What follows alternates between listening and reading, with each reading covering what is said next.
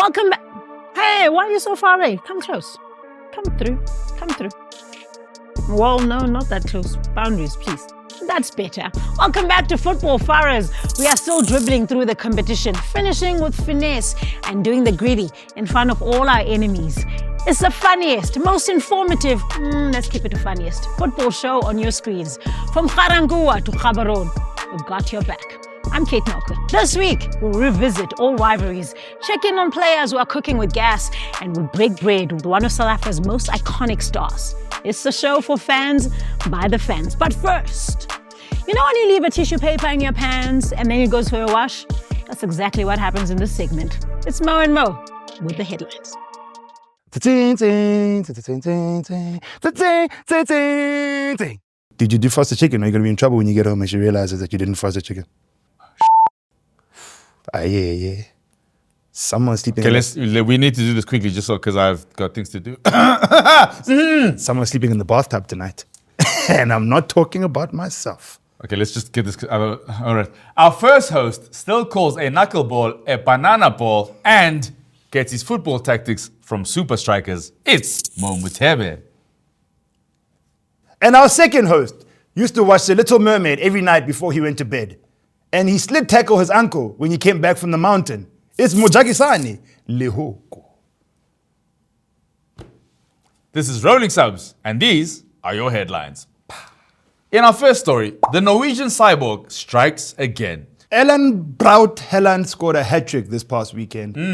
As clinical as he is in front of goal, I like to believe he just seems to be very boring. He's the most unexciting striker ever. He's just like a room temperature glass of water. This guy's like a cheese and bologna sandwich in grade 5. It's like driving a Mazda. It's adequate. It's just transport. He's boring us. Boring, gent. Like all the things we've just mentioned. But I will say this.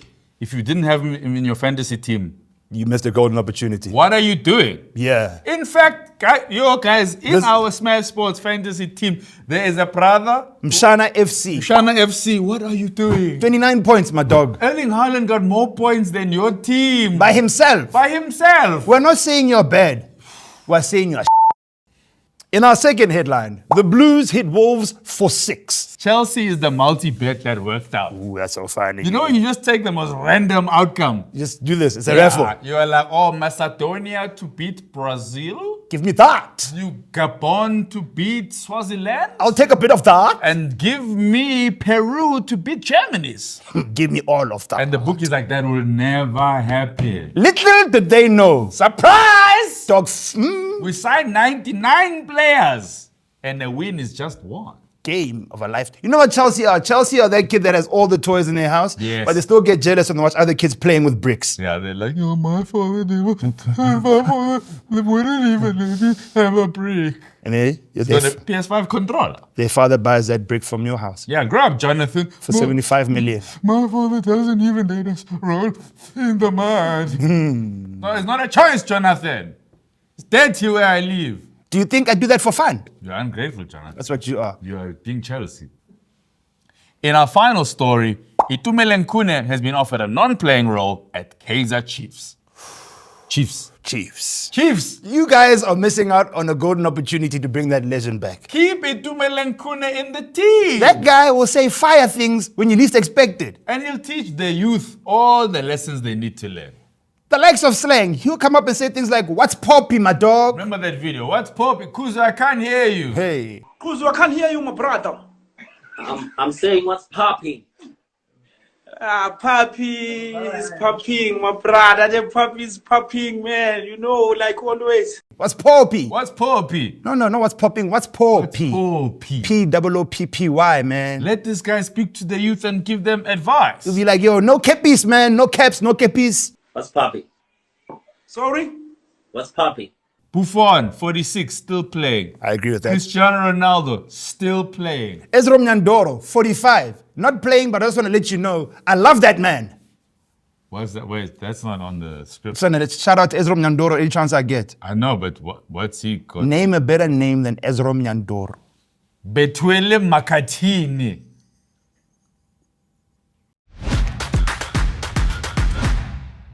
I'm actually hating today's topic because this coming weekend, it's a battle of the Reds.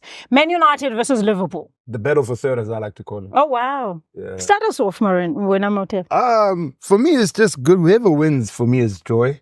It's just because someone's going to get defeated. But I would prefer for United to lose for obvious reasons, just historically, and the shambles that the team is currently in at the moment. Who is that young man, Mason Mount, just walking off like just a wounded gazelle, just a Sick note. tranquilized child, It's the sick missing his papa over the weekend. I like it. It brings me joy when United suffer defeat and they play. No, I don't like injury on other people, but if it means United losing, it makes me happy. So, yeah, I would say I want United to lose. I'll keep you. Mo? You should not be taking comfort in the supporter of another team wanting your opponent to lose, because Why not? in retrospect, he actually has greater respect for the team he wants to lose. He hates it that No, much. he doesn't. No. He Come hates through, it. He come hates through. it that Ooh. much. I'll tell you what a wise man once told me. The enemy of my enemy is Garankuwa. He really has no respect for your team. You don't have respect for Liverpool compared to Absolutely. Man United. He doesn't consider him a big team. No, I'm not really like... He only considers any other team that... My dislike for United is stronger than my dislike for Liverpool. In other circumstances, I do like Liverpool losing, but at this particular juncture, because I grew up. Yeah. You're not a big enough team for him to even care whether you lose or not. Why is he speaking for you? He's a hyper manipulator. He doesn't have his own arguments, so he's trying to turn us against each other. This is what I've seen them before. I need not do that. Yeah, but still. My thoughts, Manchester United is going to win. Okay. Indeed. I understand, of course, we are in shambles as a Manchester United faithful. We did lose to Brighton and Hove Albion, albeit, fortuitous last-minute goal by João Pedro. But Matters not. But indeed, it matters not, because with Manchester United, you do not know if it was a mistake that we conceded or if we're just horrible. But we're going to go with the fact that we've been horrible, as we've been for the last decade. Whew, it hurts saying that. But nevertheless, we somehow find a way to beat one of our top 6 opponents, even at our worst. Look at the FA Cup final. Who would have thought? Nobody. But now, I did. But Remember now, I told you? No, I do not. We've no. got evidence. No, I do not believe you. But whom? Who is playing in the FA Cup with the City? But it's okay. Yes, we have evidence. Yeah, no. Milo, please pull that footage. No, let's leave Milo out of this. Let's leave Milo out of this. Let's have some cocoa. Let's have some cocoa. Now, what I'm saying here is Manchester United will beat Liverpool. Concede. Manchester United will beat Liverpool. Okay. How? I have no idea. At least But what I do know though is that bald man from the Netherlands has seen the light. You cannot go buy a player for 45 or 35, however much we bought De Ligt for, and start him on the bench. Instead, you put Harry Maguire in there. Lord Maguire. Who literally cost you the Brighton and Hove Albion game. So we will now get to see a refined back line that will consist of the centre-backs Lisandro Martinez as well as Matthias de Ligt. Where are they playing? Are you guys playing at Old Trafford? We're at the Theatre of Screams. Oh, yeah, you guys are going to win. Screams. Yeah. I agree. Yeah. Venue alone. It hasn't been the theatre of dreams in almost like 15 years. If anything, it's a bordello. Morena doesn't like talking about the past because he selects which past he wants to talk about. It's a classy brothel. That's what Old Trafford is. It's No, sophisticated. but you see, we can talk about the past because we've put it in very bold writing here on our pieces of paper. Oh, let's hear. What did they say? What did you guys say? It's just a Premier League title. We've got 20, we've got 19. No. You have. There we go. I knew it was coming. Come on, come through. Morena. No. You see, you need to be specific in your terminology. What you have is 18 First Division titles and 1 Premier League title. Oh, heck. We have 7 First Division titles and 13 Premier League titles. Every week it's this. Every week. Every single week. I'm sorry. You guys bringing up your past trophies. When it's like it someone matters. talking about them at Trickers House Not 20 years ago. It doesn't matter. It matters not. We're talking about now. If anything, we should go in the last 5 years if we're going to use history. The bold writing here My thing is... was not put there by me. I came to work, I found it there, and I said, it shall be referenced since it is now being put on paper. Oh, please, that's been in your back pocket every time I talk about Liverpool. Every single... We could be talking about Chiefs and you find a way to talk about United having like He Champions really League trophies does. in the treble. Because for me, the way I look at it... I mean, we can't not talk about Chiefs and Man United since they've played one another in whatever the competition was many years ago. Chiefs is a better team. Wow. Then... You heard of that. Okay. Why do you think your team is going to win? Why are you wrong? I'll indulge. Mohamed Salah. Okay. Yeah. No, genuinely, he scored the most goals in the history of these derbies, 14 goals. So if he's playing, there's a strong possibility he's going to score. That's why. That's one of the reasons for me. And I want to say I'm nervous. are you nervous? I am nervous. I Against am nervous. United, No, okay. no, no. I am nervous. I am nervous. I am nervous. Brighton. Because Brighton. I know, right? No, let me tell you, I am nervous because watching the Liverpool right now, it feels like we're still trying to find our feet. I'm not convinced it's a Liverpool that could have challenged a City a season ago or 2 seasons ago. I just feel, especially knowing Man United, how they show up against Liverpool. All the things that you mentioned, I just feel like I do think we're going to win, but very close. It's not going to be like a 7-0 drubbing like we've given Man United. It must be a horrible time to support both your teams. I know. It's glorious. It's uncertainty for I am not mad at all. You just accepted your fate. I've accepted my fate that we are within our banter era, and even in our banter era, we are still able to win trophies. Liverpool. I'm giving Liverpool 2-1. Liverpool 2-1. You've got that at about 1.84 on Betway. That is a horrible betting odd. That's how much Liverpool will give you. You get 4 times more if you go with Manchester United. Because it's most unlikely. That's why. Yeah, you see, we love to be the unlikely, the underdog. You know, Never. you know how much money we cost people with the FA Cup when all that money went to Manchester United. I said Man United. You should Before you even said. should have put it on You Betway then. you don't know if I didn't. You wouldn't be here. You'd be on an island, on a yacht. You know what you guys are? You are two parents that are going to go watch your children play sports, but you both, number one, don't think they're going to win and kind of don't want them to win. No, I think Liverpool is going to win. There's a feeling here that like you guys genuinely don't want your team to do well. No, I'm nervous, but I don't think we're not going to not win. At the peak of Arsenal's banter era, I still believe we're going into every game with hope. Like blind, delusional hope. I thought we were going to beat everyone. Yeah, you see, that's the difference between you and us. That's why you guys are wherever you are now. And What do you mean wherever you are? You want to be in the lot right now. we haven't lost a game. Who has? In how long? No, we're talking about the current season. Right. Like, season that started 2 days ago. Yeah. Who hasn't won?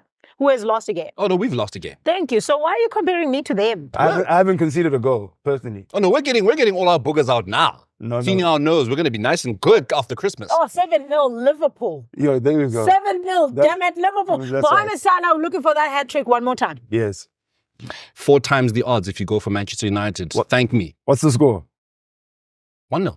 1-0 to United. An own goal by VVD. Oh, I was going to say, you're going to come for An Van own Dijk. goal by VVD. What you saying? You're not going to concede? We're not going to concede. I'll put 100 rand down that you're going to concede. 100 rand. 100 South African. That we will concede. Yeah. Actually, just make it 250 rand. 250. Do I There's get no paid? way you need it with a clean sheet. No, no ways. Yeah, and I will Have you invoice seen you your back line? and I will DM you. I don't want it in payment plans like you normally do. I want my money in one settlement. 250 rand the next time we shoot. All right, thanks, Arsenal. Thanks, United. All right, comment below. Let us know who do you believe is going to win the Battle of the Reds. Will the real Reds please stand up? Next up, in the land of the blind, one-eyed Mothebe is the king. Here's next with the rant. Welcome to the Mo Block, and I am Mo. Of all the players that left Arsenal at their prime, we as Arsenal fans hate Robin van Persie the most. Yeah, Ashley Cole, Gail Clichy, Bakary Sagna, Samir Nasri, none of them compare to the Judas that is Robin van Persie. You were injured the bulk of your 8 seasons with us, and we stuck by you. You know what you were? You were like Forrest Gump in the beginning of the movie. Legs were constantly broken, but we stuck by you. We gave you the number 10 jersey for Arsenal, and then we made you the captain of the best club in the world. And what did you do? You went to United.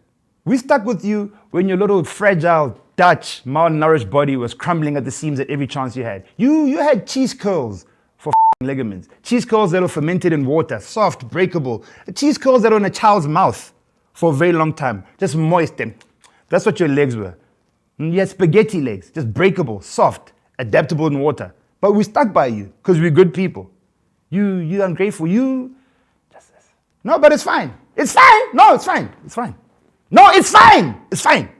You went to United. Look how that turned out. You scored goals for them. They used you for 1 season. Now look at yourself. You're not an Arsenal legend. You're not a United legend.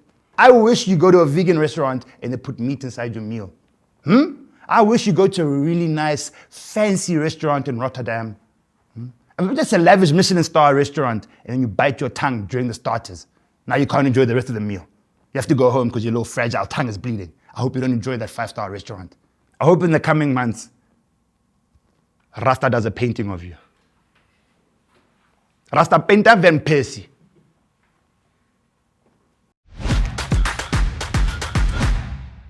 She was a talisman on the pitch and is now a master tactician off it. She has won 4 back-to-back CAF Women's Coach of the Year awards. She has been awarded the Order of Nkamanga and a doctorate. Ladies and gentlemen, boys and girls, better put some respect on the name Desiree Ellis. She's next with Morena Mothupi. I'm in the company of somebody who's won an Africa Cup of Nations, the first that this country has had. Somebody who, of course, has won many a COSAFA Cup titles. Somebody who has taken her country to an Olympic Games. I'll do you one better. Somebody who's taken her country to a FIFA World Cup. I'm not done. Somebody who's taken her country to the knockout stages of a FIFA World Cup. The first coach to do that in South Africa. Should I continue? Somebody who is now being referred to as Doctor. Yes, I'm in the company of Dr. Desiree Ellis. Thank you so much for coming through. So what do we call you? What do we call you? Wait, are you doctor? Are you coach? Are you award-winning Dr. Coach Desiree Ellis? Which one do you pick on what day? I'm just Desiree, The doctor Boring. title takes something getting used to.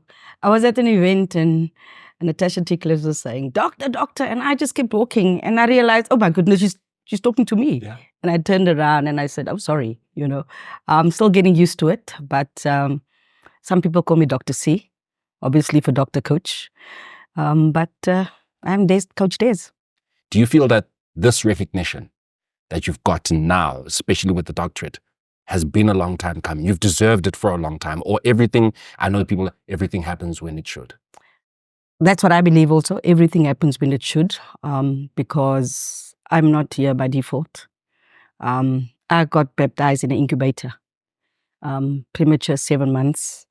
So they called my mom in and my father in and said, listen, you need to baptize. We don't think she's going to make it. So everything that happens is a blessing for me.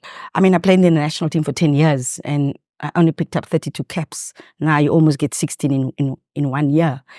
And then, not in my wildest imagination could I have thought that it would end up or would come to this, where I'm now the head coach of the team and with all the achievements that I've had and the team together. But what you put back in then, you don't realize that the sacrifices that you put in, yes, there's failures along the way, but the sacrifices that you put in is the success of tomorrow. What was Desiree Ellis's reason for getting into football? I love the game. Without a shadow of a doubt, from a very young age, even though I was told I wanted to be a boy because I wanted to play football. And all I wanted to do was to play the sport I loved. Yeah. And my late father was probably my biggest critic. He would tell me after every game, it wasn't good enough. I'd go sleep at night, cry myself to sleep. Tomorrow morning, I get up. I want to do better. And getting into the game of football at the time, we all wanted to become professional. Yeah. But unfortunately, that didn't happen. And that's why you get a job, play football and get a job. And we talk about black tax, but we all do it. My family at home, I take care of them. I take care of myself. And I honestly can't say if I wasn't involved in football where I would be right now and where they would be right now, because it has opened so many doors, but it also helped financially. And I think when you look at it, we all go into that. I went into it because I love the game. Yeah. But later on, it became that I needed to be involved in the game to be able to survive. Player or coach, what gives you the greatest thrill? What has given you the greatest thrill? What, when you look back and you think to yourself, in my next life, this is what I want to do still? Oh, I must say it's a difficult answer. I love the game without a shadow of a doubt, to be on the field and play the game and be able to, test myself against someone, because they see this short person coming and they look at you. And Kabuzita always used to say, you will see what happens next, And then just to have that enjoyment, but we can't play forever, And I think going into the coaching space, I've always been someone that, cares about people. And I think you can't be a coach and not care. But I really enjoy this too, because now I'm making a different kind of difference in everybody's lives by creating opportunities through being in the national team. So I'd have to say currently coaching. But as a player, what has been your greatest regret? If you were to go back to your playing days, what would you hope that yourself and the powers that be could help you do differently? I think we didn't play as often as we should have. I think it was still very small back then.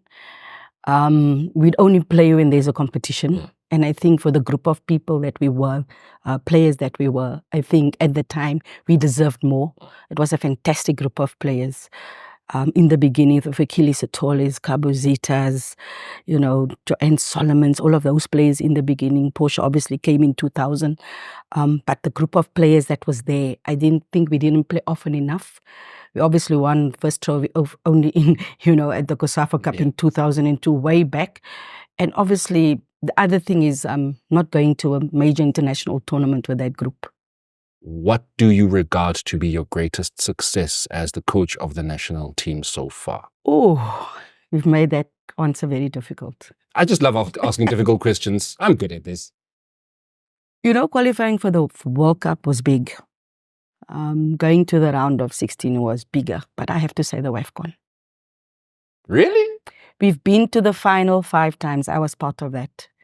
I think the joy it brought to us in winning that, not just the joy it brought to us, but the joy it brought to everyone else. For me, that probably was one of our biggest achievements.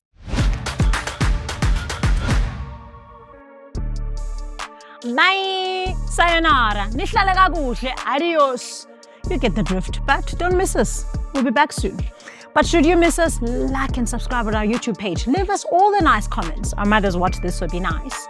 But you want more content? Find us on all our social media platforms. We're at Football Faras. Until next time, bye!